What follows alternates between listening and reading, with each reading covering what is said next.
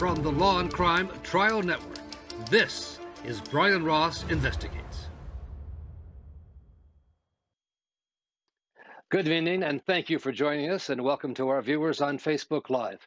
I'm Brian Ross, joined tonight, as always, by my colleague Rhonda Schwartz. And Rhonda, it's a new year, a year which could be a year of reckoning for yet another powerful man accused of abusing young women under his authority and control. He calls himself the Apostle. Alondra Joaquin Garcia leads the Light of the World Church, which claims to have 5 million members in the United States and in dozens of countries around the world. His trial in California could begin in the next few months, but tonight we're learning there may be more charges coming against him. Rhonda? That's right, Brian. On top of the criminal charges he faces in California state court, Alondra Joaquin Garcia and his Light of the World Church are also under investigation by federal authorities in Mexico and the United States, the Law and Crime Network has learned, looking into additional allegations of human trafficking and accusations of improper use of church money related to the apostles' financial lifestyle.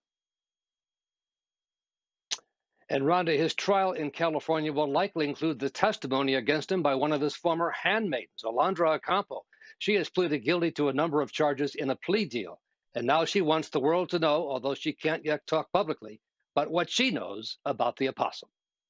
We're joined now by Miss Ocampo's lawyer, Fred Figueroa. Mr. Figueroa, why did your client decide to plead guilty? I think my client has actually always wanted to plead guilty, and she's always wanted to basically expose the church and the Garcias for their true intentions. But there have been certain obstacles that have prevented that from taking place up until very recently. So, she's being accused, or she was being accused of dozens of felony sex charges. And so one can't just say, I plead guilty to all of it. Some of the charges were true, some of the charges weren't true. So it took some time to sift through and negotiate what she could plead guilty to, what she couldn't plead guilty to. If she had just pled guilty to everything at the outset, she'd be facing over 60 years in state prison. You say that she wants to expose the true intentions of the apostle. What were they? Well, some people believe that this is a church, and maybe a small part of it is engaged in this sort of rampant sexual abuse and pedophilia. But there may be more sinister intentions here. I think that there's been generations of pedophilia that have existed within this church, from the founder all the way down to its current version of the apostle, Alondra Joaquin. And maybe, this is really a pedophilia ring that's been disguised as a church. Or maybe it's a church, but these successive generations of apostles have discovered that it's also, they can engage in their sort of deviant sexual behaviors within the guise of the church. But for whichever it is, it's quite clear that 3 generations of Garcias have been engaging in rampant sexual abuse and pedophilia, and lately child pornography. And yet they maintain this image of holiness and purity. So people are now starting to see them for what they are. And my client, Ms. Ocampo, wants to play a role in that. She wants to expose them. And actually, one of the reasons she's asked me to be her spokesperson is she wants to hopefully prevent these abuses from occurring to other women. It took her a long time to realize that what was being done to her was not holy, was not righteous, was not something mandated by God. And she's hoping that other women who are or were in the same situation she was in will see this, and hopefully will learn that this abuse isn't right. How old was she when she was first abused? She was 8 years old when she was first raped by Samuel, who is the current apostle's father, the former apostle. 8 years old. Yes. It was in Guadalajara. It was during a time in which it was a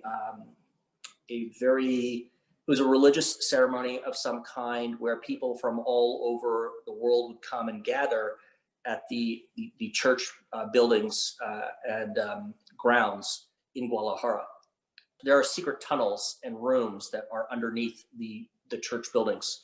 So there are tunnels that connect the buildings, and there are secret rooms that are connected to these tunnels. And she was taken to one of these rooms, and there she was met by Nason Samuel, who at the time was the apostle. And he told her that she had been selected to be his bride. And did that abuse, the sexual abuse, continue on a regular basis then, from age 8 on? Yes. It continued. It was continuous, and she's being told by the voice of God that this is what is happening is a holy thing, and that this is her way to heaven, and that she cannot tell anyone.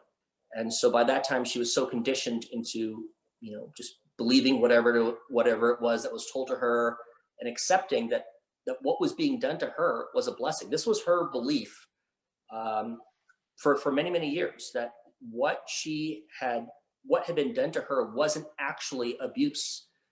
Her perception was this was a blessing bestowed upon her by the apostle. So she went from being abused to being a recruiter, in a way, then, of other young girls. Yes, and I think this is, certainly something that is not uncommon. We see it in other types of trafficking cases where, children or women, young women who've been groomed or trafficked, then later on become, assisters or aiders and abettors of the people who do the trafficking. But yes, she was abused all her life, and then later on she was coerced into grooming. And when Nason Joaquin asked her to assist him, part of the reason she obeyed him is because she has been conditioned her entire life into obeying the apostle, just like every member of this church and every member of her family. She's not prepared to testify against the apostle in his criminal trial? If she is subpoenaed as a witness, and I believe she will be, but if she is subpoenaed as a witness by the government, then yes, she is prepared to testify to the truth as to all the things that happened to her and all the things that she had been forced to do. And what will she admit as to her own culpability, her own wrongdoing? Well, she has pled guilty to 4 felony counts. I should let you know that the terms of the plea bargain are under seal. So there are some things that I cannot reveal to you by order of court. But she did plead guilty to 4 crimes.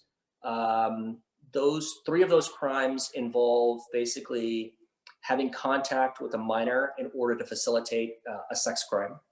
What's her frame of mind? Is she remorseful? Is she relieved? What is she thinking now as she sits waiting a time when she'll make a plea of her guilt and perhaps testify against the apostle, the man who she was taught to believe blindly? It's one of relief, certainly. And there's a mix of emotions here, but relief is certainly one of them. And there's definitely remorse. It's complicated even in the remorse, because she knows that she has done bad things. And part of it is it's what has been forced upon her. And part of it is what has been conditioned into her. But nevertheless, as a society, we still expect her to accept some responsibility for these things. And she herself is remorseful and sad that other women have gone through what she has gone through. And she wants to help. All right, Fred Fiagaraja, the attorney for Alondra Ocampo, thank you so much for being here today with us and giving us this rare insight to what's happening inside that church and inside the life of the apostle. Thanks for being here tonight. Thank you, Brian.